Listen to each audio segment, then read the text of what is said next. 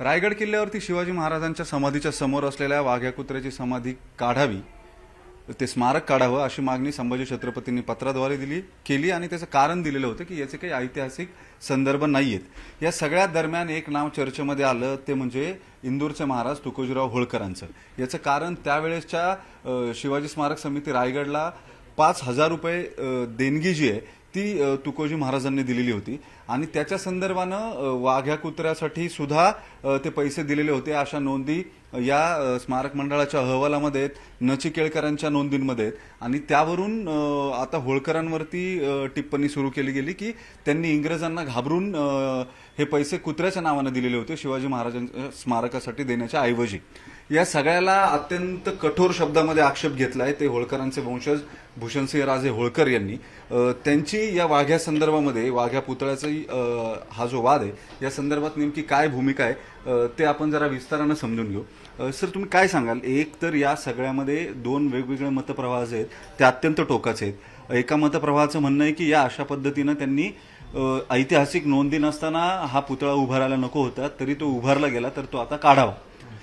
जातीय विद्वेष हा त्याच्यातला एक दुसरा भाग जरी म्हटलं तरी ऐतिहासिक नोंदी किंवा मेरिट ज्याला आपण म्हणतो त्या नसताना हा पुतळा असायला हवा का? की नंतर 19व्या शतकामध्ये ज्या नोंदी करण्यात आल्या नचिकेळकरांकडून असतील किंवा गडकरींच्या नाटकामध्ये असतील त्याच्यावरून संदर्भ घेऊन तो पुतळा 1929ला उभारण्यात आला वाघ्या कुत्र्याचा। तुम्ही या सगळ्यामध्ये अचानक पार्टी झालात, याचं कारण तुकोजी महाराजांनी या स्मारक समितीला दिलेली 5,000 रुपयांची देणगी। आता तुमची भूमिका नेमकी काय आहे? याचं कारण एकीकडे धनगर समाज जो आहे तो ही वाघ्या कुत्र्याची समाधी काढण्याला टोकाचा विरोध करतोय आणि संभाजीराजेंकडून किंवा मग संभाजी ब्रिगेड सारख्या संघटनांकडून टोकाचा विरोध व्यक्त केला जातो की हा पुतळा हटवावा।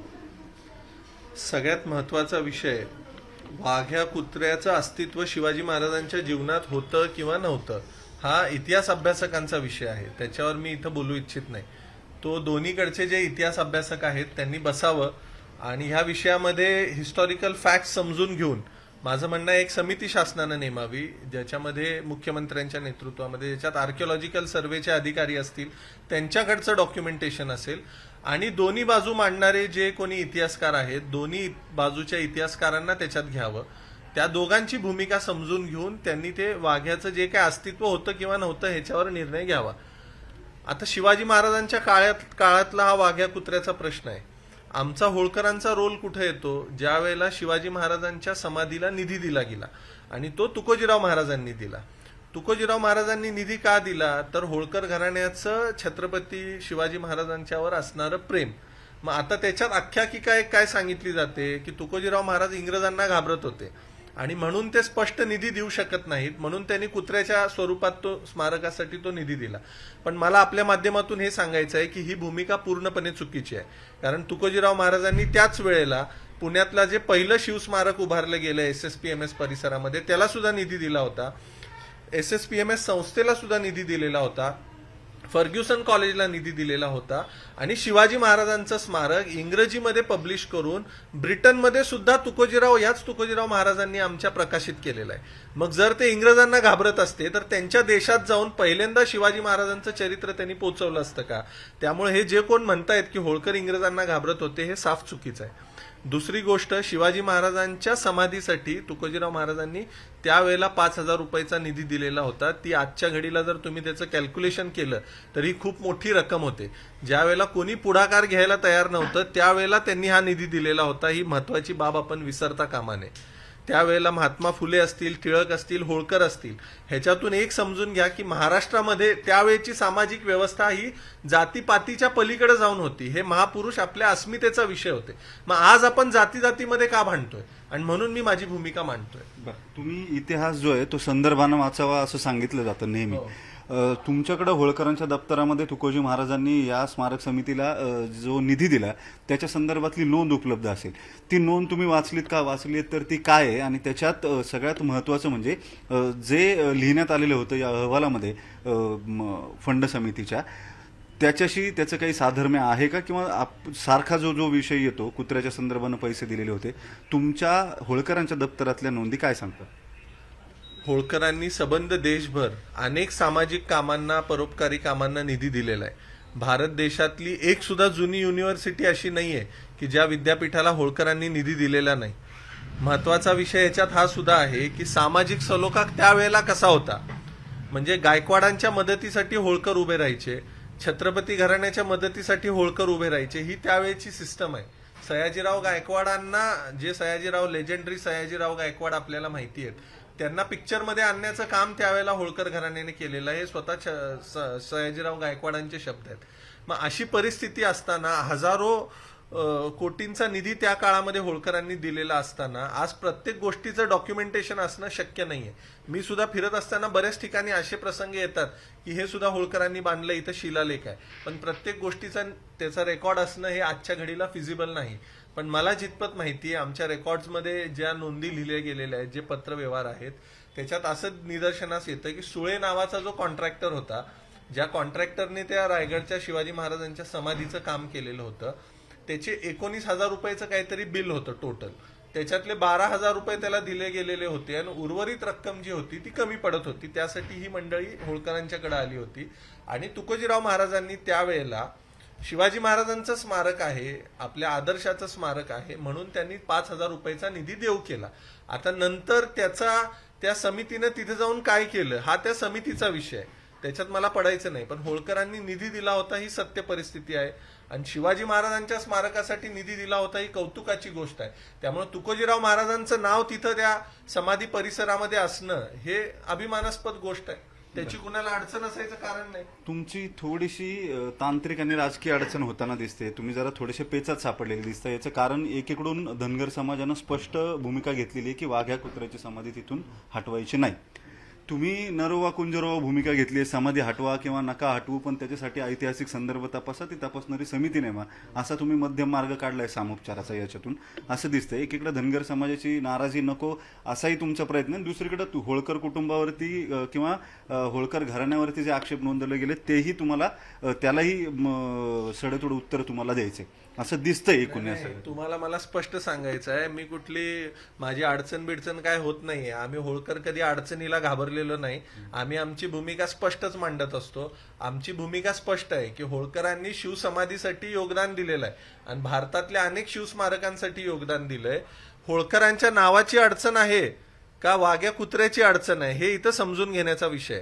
आणि तुम्ही म्हणाला धनगर समाजाच्या नावाची अडचण कुणाला होणार? होळकरांनी निधी दिला याची अडचण व्हायचं कारण काय आणि ती कुणाला होते, का होते असं तुम्हाला तेच म्हणायचं आहे की आजच्या घडीला त्या काळामध्ये होळकर घराणं, छत्रपती घराणं यांचे संबंध वेगळ्या लेवलचे होते.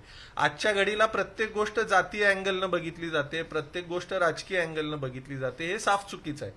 होळकरांनी निधी दिलेला शिवस्मारकासाठी, मग आज जे लोक ते काढायचं म्हणतायत पुतळा, त्यांना नेमके होळकरांच्या नावाची अडचण आहे का हे आमच्या समाजाची वेदना आहे.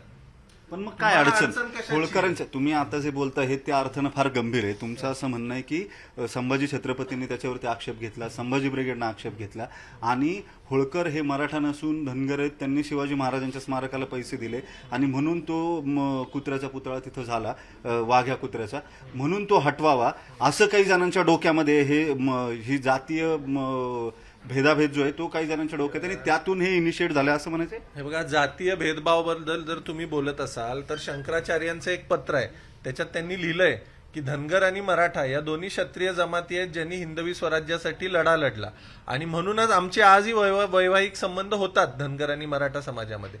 त्यामुळे हा जातीचा विषय नाहीच आहे. हा विषय काय आहे की आजच्या घडीला ज्या संघटना आहेत, ह्या ज्या संघटना आहेत त्या जातीय तेढाच्या माध्यमातून स्वतःचं राजकीय हित करून घेऊ पाहतात. त्या संघटनांचा हा प्रॉब्लेम आहे. त्यांनी ही तेढ निर्माण केलेली आहे. छत्रपती संभाजी महाराजांची पण भूमिका हीच आहे की हा जातीचा विषय नाही, माझी भूमिका तीच आहे. आम्ही दोन्ही घराण्यांचं कोऑर्डिनेशन ही तसंच आहे. पण ज्या इतर संघटना त्या माध्यमातून राजकारण करू पाहतायत त्यांना मला इशारा द्यायचा आहे की आतेताईपणा करून कुठली भूमिका घेऊ नका, ह्याला जातीय वळण देऊ नका आणि ह्याच्यामध्ये जे योग्य भूमिका असेल ती दोन्ही पक्षांना बसवून तुम्ही घ्या. शासनाने तो निर्णय घ्यावा, ASIने तो निर्णय घ्यावा हे मला म्हणायचं. बरं, मग ज्या धनगर समाजाकडून तीव्र प्रतिक्रिया व्यक्त केली जाते की काही झालं तरी पुतळा हटवता येणार नाही, त्यांना तुम्ही काय सांगाल? पुतळा हटवणं किंवा न हटवणं हा माझं मत आहे समितीनं निर्णय घ्यावा. कारण तो ऐतिहासिक विषय आहे, त्याचे ऐतिहासिक संदर्भ पाहावे लागतील, त्याचे बाकीच्या गोष्टी पाहावे लागतील. आमची भूमिका काय आहे की आतेताईपणा करून ही शासनाचा निर्णय, आर्किओलॉजीचा निर्णय, मग एक संघटना कुठली जर म्हणत असेल आम्ही पुतळा काढू, तर ते खपवून घेतलं जाणार नाही. हीच समाजाची भूमिका आहे आणि हीच माझी भूमिका आहे. तुम्ही कोण? You are not the authority. तुम्ही ती भूमिका नाही घेऊ शकत. शासन ती भूमिका घेईल आणि शासन दोन्ही बाजू ऐकून घेऊन भूमिका घेईल, हे आम्हाला म्हणायचं आहे. संभाजीराजेंनी 31 तारखेपर्यंतचा अल्टिमेटम दिलेलं होतं आणि त्याच्यावरून एक अनरेस्ट बघायला मिळाला की अहिल्यादेवींची जयंती येते 350वी. पंतप्रधान सुद्धा चौंडीला येतील अशा शक्यता आहेत. देशभर मोठे कार्यक्रम घेतले जातील. हे सगळं असताना त्या काळामध्ये हा अल्टिमेटम देणं म्हणजे एक लॉ अँड ऑर्डरला चॅलेंज करणं किंवा ती बिघडवण्याचा, तणाव निर्माण करण्याचा प्रयत्न. नाही, मी जितपत ऐकलं काल त्यांनी प्रेसमध्ये सुद्धा आय थिंक त्यांच्या क्लिअर केलं की त्यांनी काय 31चा अल्टिमेटम दिलेला नाहीये. आणि जरी समजा कोण अल्टिमेटम दिला असेल तर मला त्यांना हेच सांगायचं आहे की ज्या कुठल्या संघटना ह्याच्या मागे आहेत त्यांना हेच विचारायचं आहे की तुम्हाला देवींच्या जयंतीला गालबोट लावायचं आहे का? देवींच्या बद्दल तुमची आस्था नाही का? ज्या देवींनी संबंध देशभर काम केलं सगळ्या जाती धर्मासाठी, त्यांच्याबद्दल तुमची आस्था नाही का? मग 31 मेला देवींच्या जयंती निमित्त जर कोण काही उलटे धंदे करण्याचा प्रयत्न करत असेल तर ते आम्ही खपवून घेणार नाही. देवींची जयंती, देवी या सगळ्यांच्या आहेत, ती शांततेनं आणि चांगली पार पडावी ही भूमिका शासनानं बजावली पाहिजे. ही जबाबदारी लॉ अँड ऑर्डरची शासनाची आहे. आणि कोण जर असा इशारा देत असेल तर आम्ही पण काय शांत बसणार नाहीये. त्या संघटनांना तोडीसतोड उत्तर दिलं जाईल. बरं, आता आणखी एक महत्वाचा मुद्दा. तुम्ही होळकरांच्या वरती जे आरोप केले जातात किंवा ते इंग्रजांना घाबरतात असं म्हटलं, साधारण 100 वर्षापूर्वी, 95 वर्षापूर्वी त्या नोंदी करण्यात आलेल्या आहेत. नचिकेळकरांकडून असतील किंवा गडकरींकडून असतील त्यांच्या नाटकामध्ये किंवा जी स्मारक समिती होती त्यांच्या अहवालामध्ये. तुम्ही होळकरांचे वंशज म्हणून ठामपणे कधी याला विरोध करायला पुढे याच्यापूर्वी का आला नाहीत? किंवा आता सुद्धा तुम्ही भूमिका जी घेताय ती शासनाकडे ढकलताय, शासनानं समिती नेमावी आणि त्यांनी ठरवावं काय योग्य अयोग्य, कागदपत्र त्यांनी तपासावीत. पण मूळ असं आहे की तुमच्या कुटुंबावर किंवा होळकर नावावरती आक्षेप घेतला जातो, त्यावेळेस तुम्ही स्वतः होळकर म्हणून त्याच्यामध्ये काही ठोस भूमिका का घेत नाही? किंवा ते जे त्यावेळेसचं आर्टिक्युलेशन झालेलं आहे, नोंदी झालेल्या आहेत, या नोंदींच्या संदर्भानं तुम्ही स्वतः का काही करत नाही? नाही, आता मी होळकर म्हणूनच इथं भूमिका घ्यायला आलेलो आहे ना. हा विषय ज्या वेळेला चर्चेत येईल त्याच वेळेला त्याच्यावर बोललं जाईल ना. आज मी होळकर घराण्याचा प्रतिनिधी म्हणूनच इथं भूमिका घ्यायला आलोय की होळकर हा एकमेव असं घराणं होतं की जे शेवटपर्यंत इंग्रजांच्या बरोबर लढलेलं आहे. तुम्ही इतिहास वाचून पहा. त्यामुळे होळकर इंग्रजांना घाबरत होते, इंग्रज होळकरांना घाबरत होते. हे प्रत्येकानं अभ्यास करून ते पाहावं. आणि शासनाकडे ढकलतोय तुम्ही म्हणताय. आज अथॉरिटी कोण आहे? लोकशाहीमध्ये अथॉरिटी ही शासन आहे.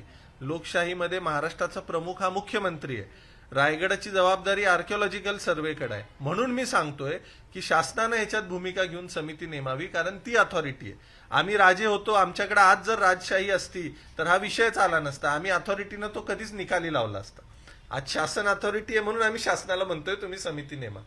हे गमतीच आहे. मग काय म्हणजे राजेशाही चांगली होती का आता होत नाही पटपट?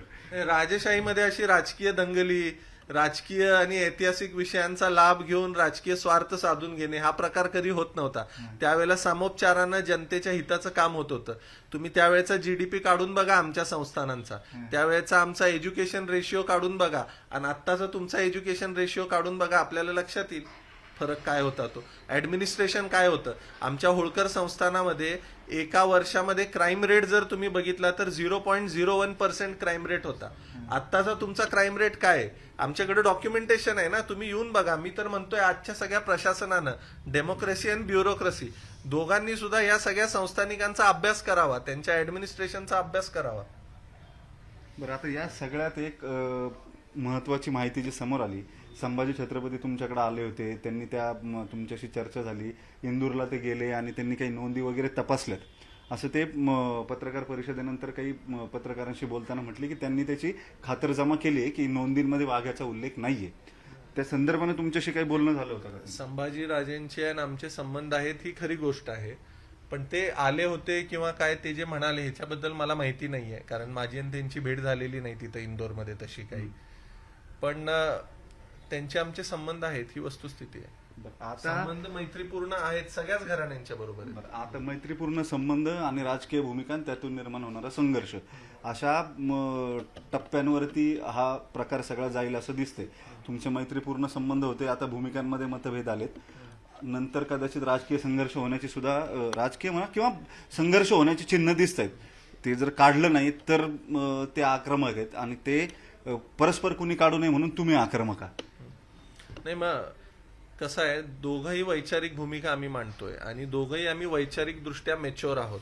आम्हाला कळतं की सामाजिक भान महाराष्ट्राचं आणि सामाजिक वीण आहे ते डिस्टर्ब नाही झाली पाहिजे आणि त्याच दृष्टीनं आम्ही भूमिका घेतोय. मी बोलत असताना माझी हीच इच्छा आहे की धनगर मराठा किंवा मराठा ओबीसी हे कुठलेही वाद होऊ नयेत, त्यांची भूमिका तीच आहे. आमचं म्हणणं हेच आहे की माझं वैयक्तिक की ऐतिहासिक संदर्भ तपासून पहा. एक संघटना आम्हीच बॉस आहे आणि आम्हीच सगळं ठरवू असं जर म्हणत असेल तर ते आम्ही खपून घेणार नाही, हे माझं म्हणणं आहे. माझं म्हणणं आहे दोन्ही बाजू समजून घ्या, दोन्ही बाजू ऐकून घ्या, दोन्ही बाजूचे इतिहास अभ्यासक बसवा आणि योग्य तो निर्णय घ्या. ठीक आहे. हे होते होळकरांचे वंशज भूषणसिंह राजे होळकर. वाघ्या कुत्र्याच्या संदर्भानं सुरू झालेला वाद जो आहे तो होळकरांपर्यंत जाऊन पोहोचला. त्यांच्या कुटुंबाला त्याची धग लागली. काही अंशी त्यांचा आक्षेप आहे की होळकरांच्या संदर्भानं चुकीच्या भूमिका ज्या आहेत त्या सांगितल्या जात आहेत. ज्या नोंदी 19व्या शतकामध्ये झाल्या 1919 ते 1929 मध्ये, त्यावेळेसच्या नोंदी करणाऱ्यांनी नचिकेळकर असतील किंवा राम गणेश गडकरी असतील यांनी या स्मारकाच्या समितीनं, देणगीच्या समितीनं ज्या नोंदी केलेल्या आहेत त्यात होळकर ब्रिटिशांना घाबरत होते अशी नोंद असल्यामुळं ते जास्त संतापलेत आणि त्याला त्यांचा ठाम विरोध आहे.